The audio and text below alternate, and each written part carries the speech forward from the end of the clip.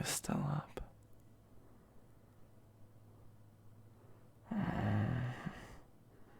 Baby.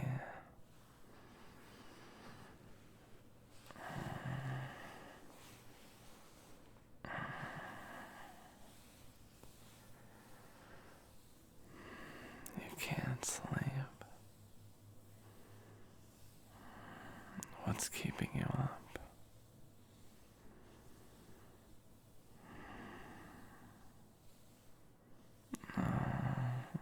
Baby. Well, you got me now.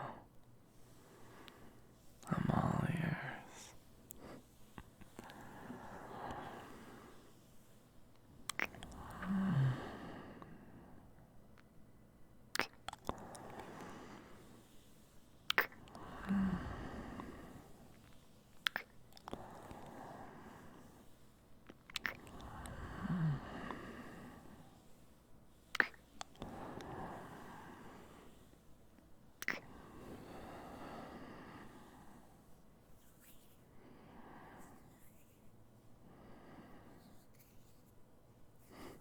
You're so beautiful.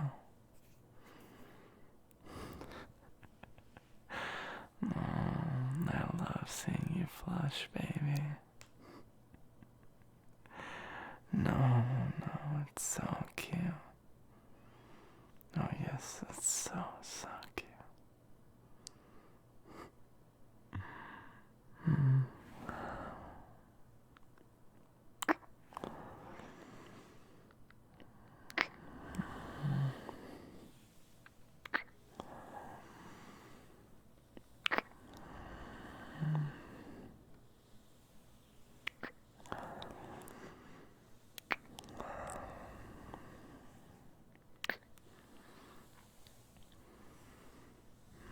I have an idea.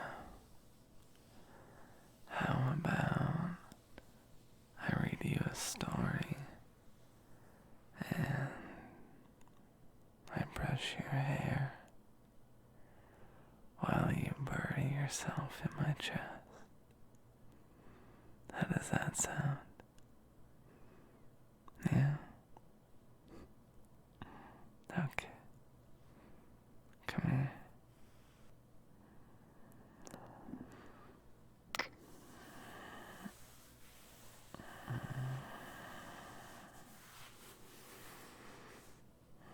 I got you, baby.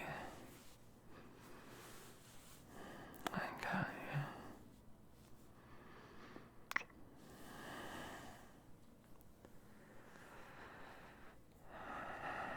Okay.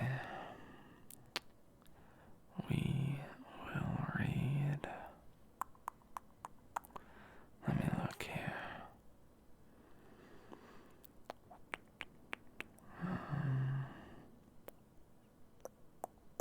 Oh, The Last Dream of the Old Oak by Hans Andersen.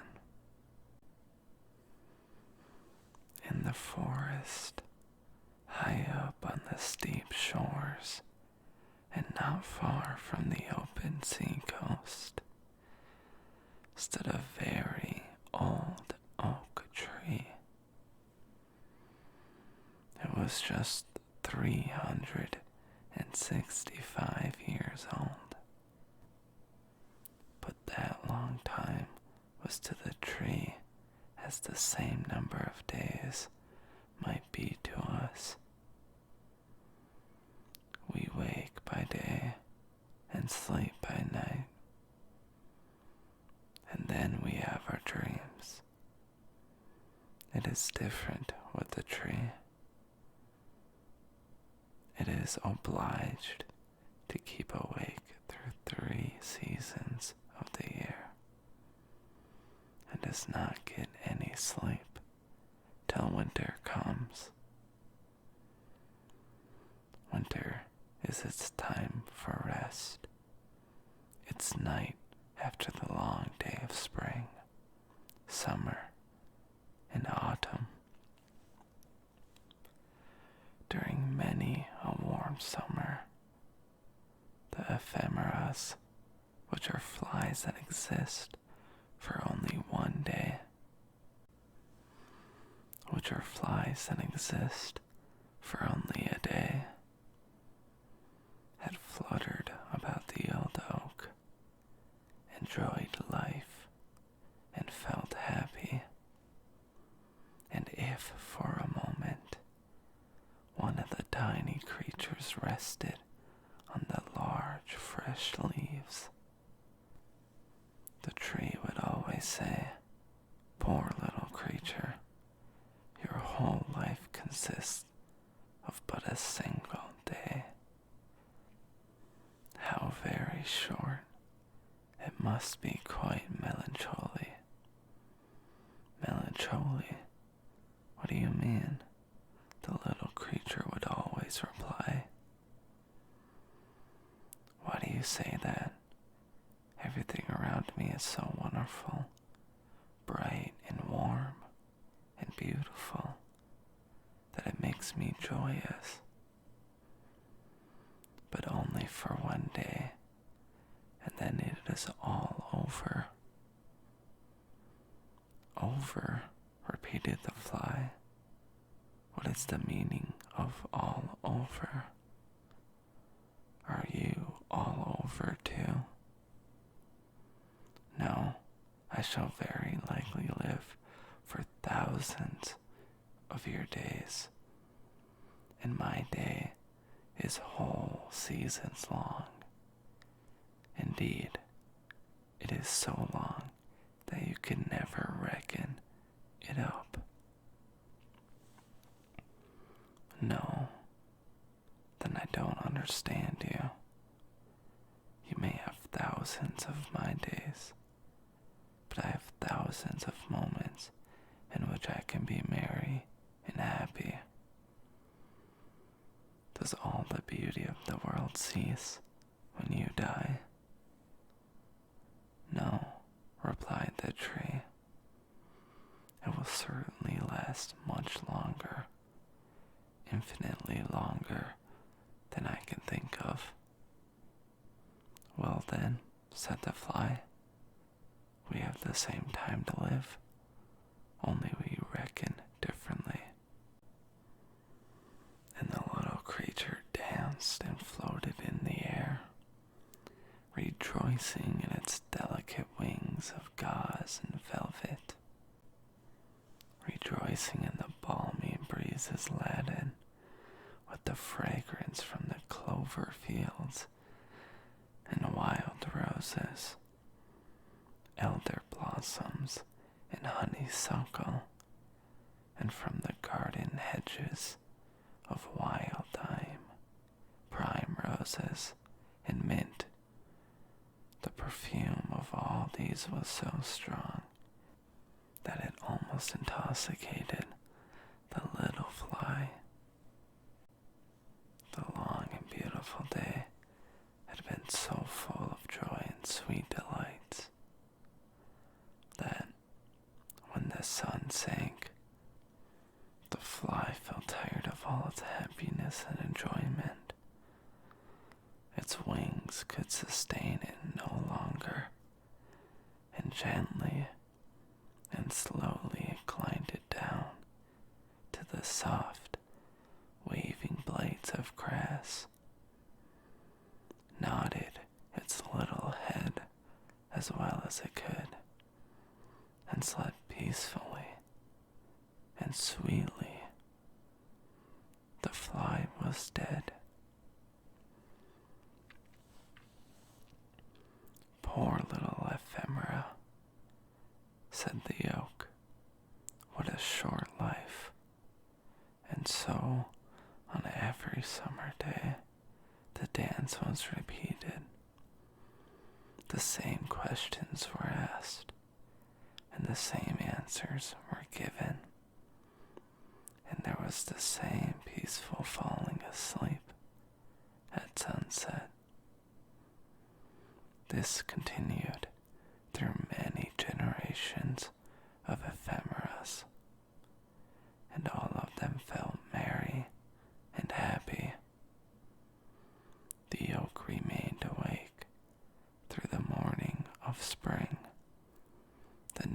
of summer and the evening of autumn. Its time of rest, its night drew near, its winter was coming.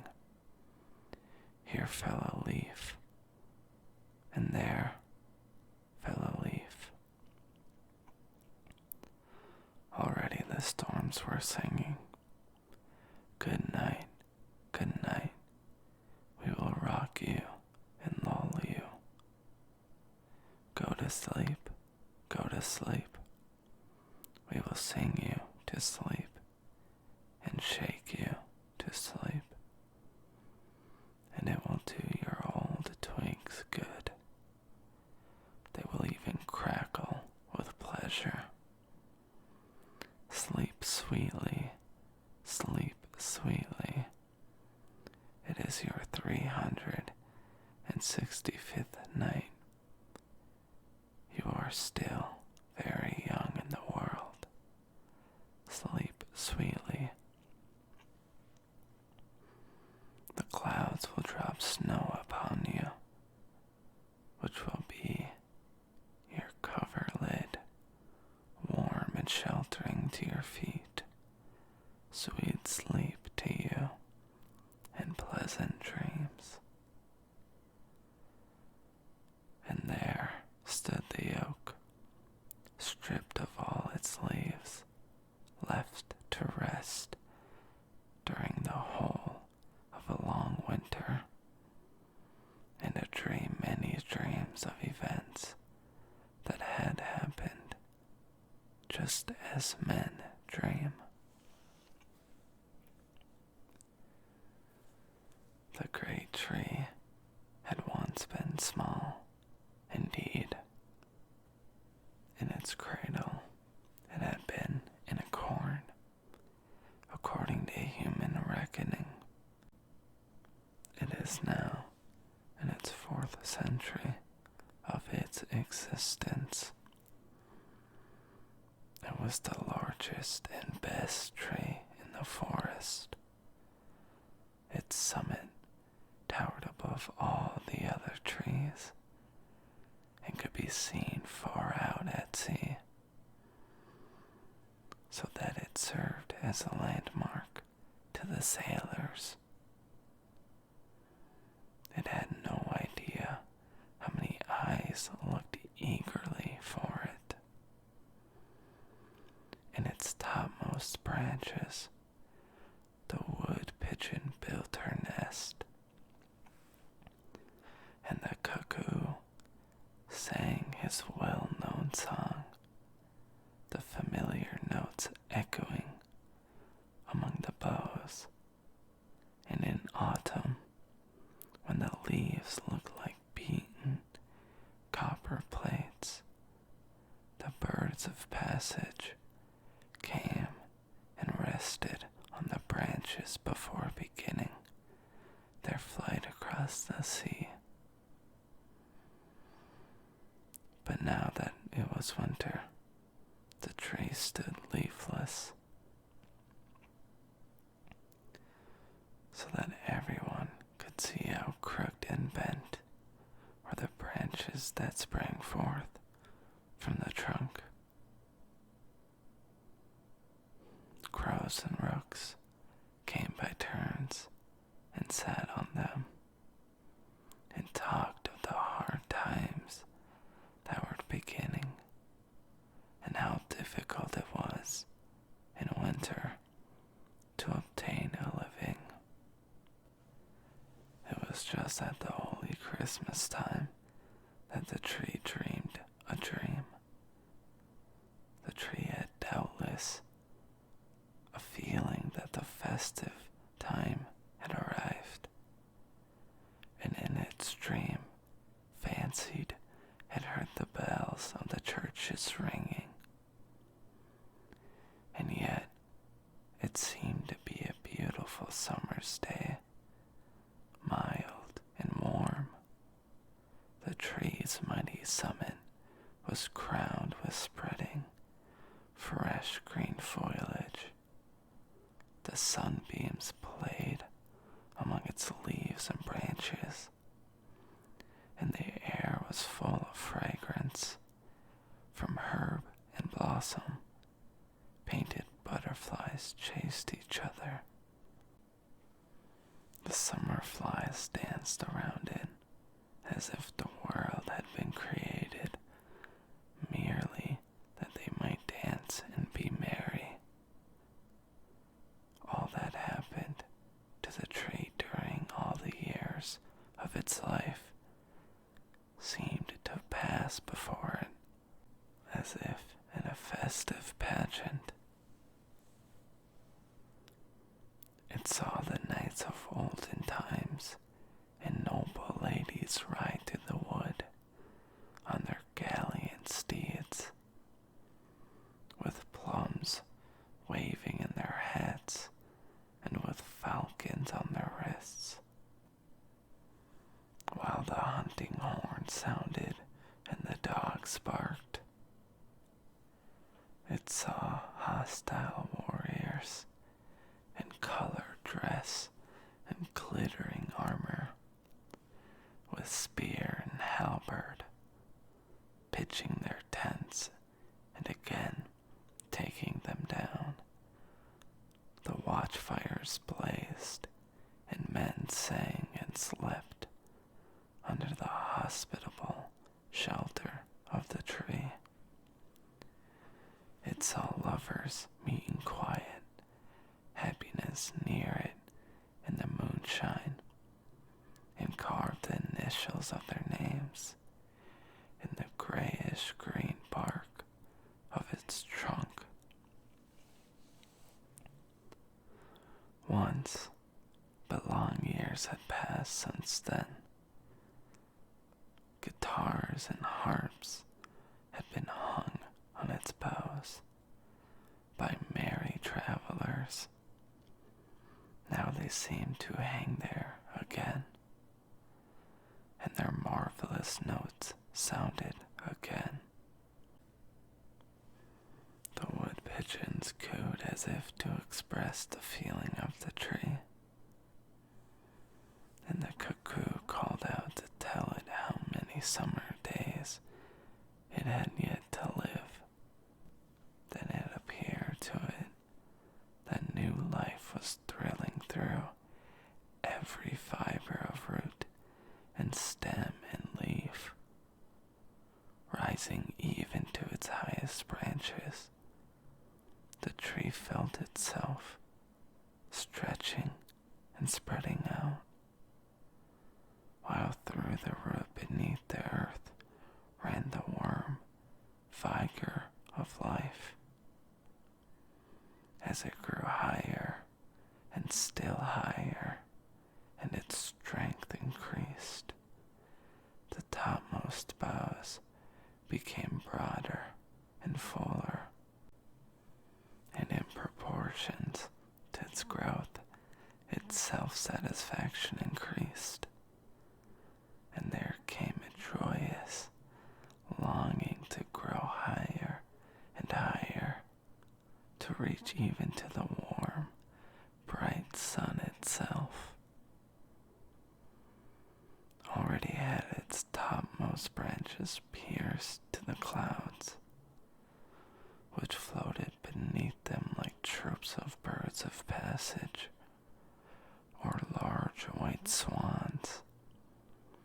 Every leaf seemed gifted with sight, as if it possessed eyes to see. The stars became visible in broad daylight, large and sparkling, like clear and gentle eyes.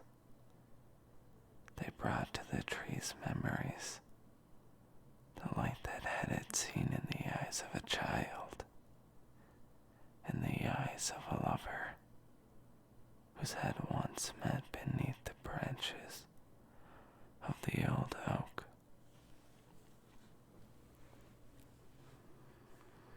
These wonderful and happy moments for the old oak, full of peace and joy, and yet, amidst all this happiness, the tree felt a yearning desire,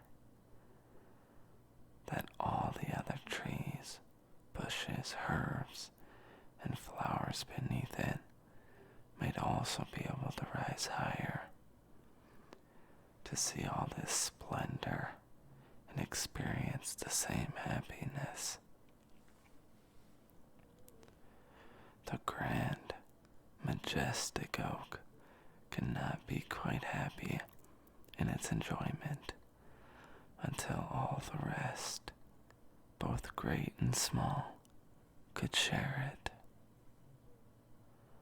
And this feeling of yearning trembled through every branch, through every leaf, as warmly and fervently as through a human heart.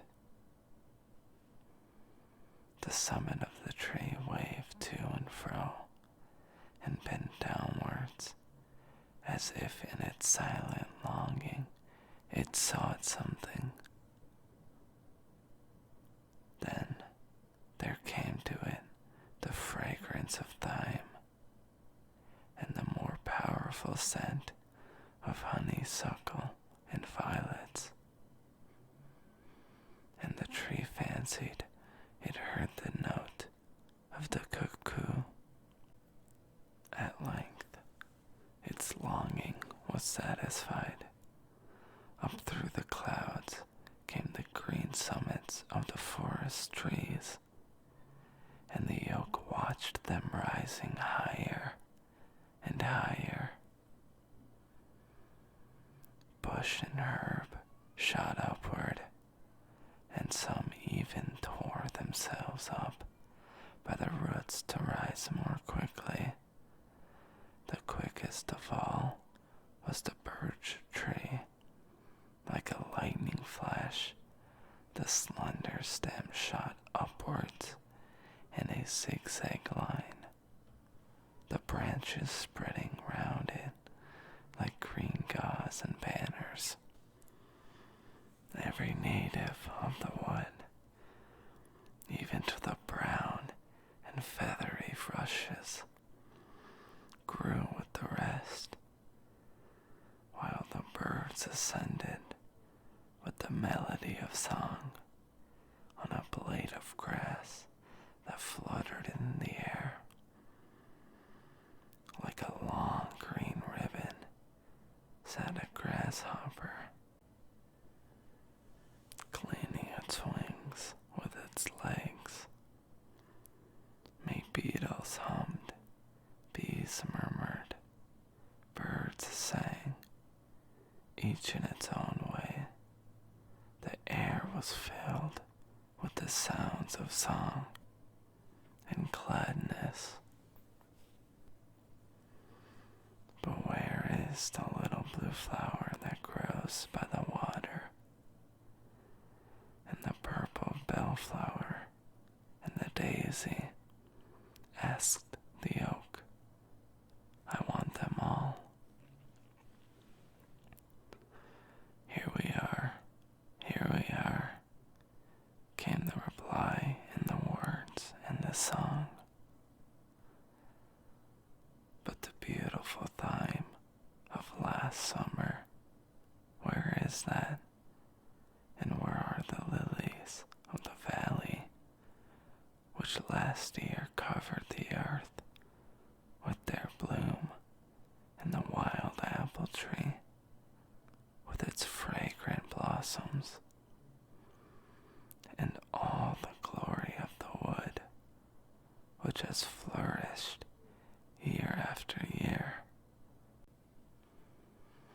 And where is even what may have but just been born? We are here, said voices high up in the air, as if they had flown there beforehand. Why, this is beautiful, too beautiful to be believed, cried the oak in a joyful tone. I have them all here, both great and small. Not one has been forgotten. Can such happiness be imagined? it seems almost impossible. In heaven, with the eternal God, it can be imagined, for all things are possible, sounded the reply through the air, and the old tree, as it still grew upwards and onwards, felt that its roots were loosening themselves from the earth.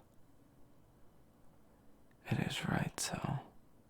It is best, said the tree. No fetters hold me now. I can fly up to the very highest point in light and glory, and all I love are with me, both small and great. All are here, such as the dream of the old oak at the holy Christmas time. And while it dreamed, a mighty storm came rushing over land and sea. The sea rolled in great billows toward the shore. A cracking and crushing was heard in the tree. Its roots were torn from the ground, just at the moment when its dream it was being loosened from the earth. It fell. Its 365 years were ended like the single day of the ephemera. On the morning of Christmas Day, when the sun rose and the storm had ceased, from all the churches sounded the festive bells, and from every hearth, even of the smallest hut, rose the smoke into the blue sky, like the smoke from the festive thank offerings on the Druid's altar. The sea gradually became calm, and on board a great ship that had withstood this tempest during the night, all the flags were displayed as a token of joy and festivity.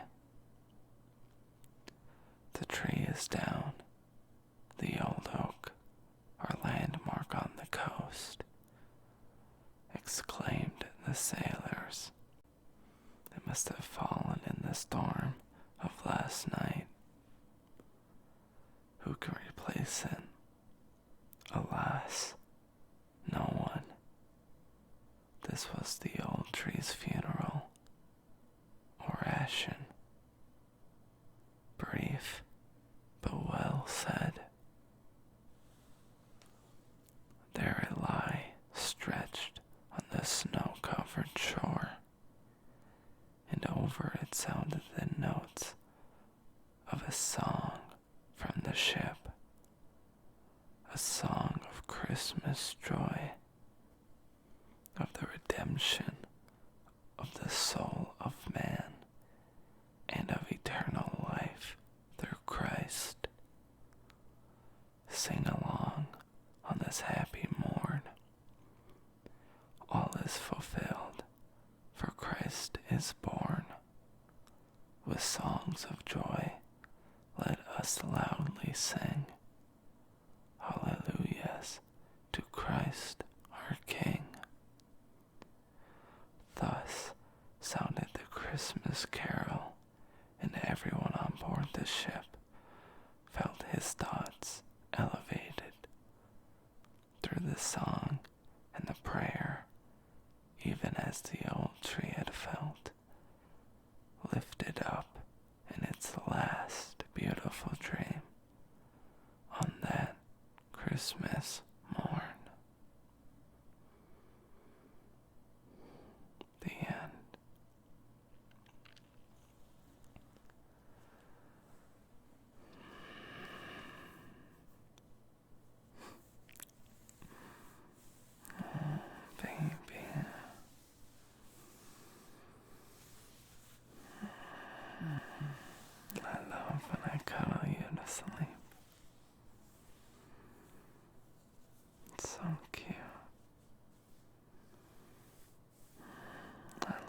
So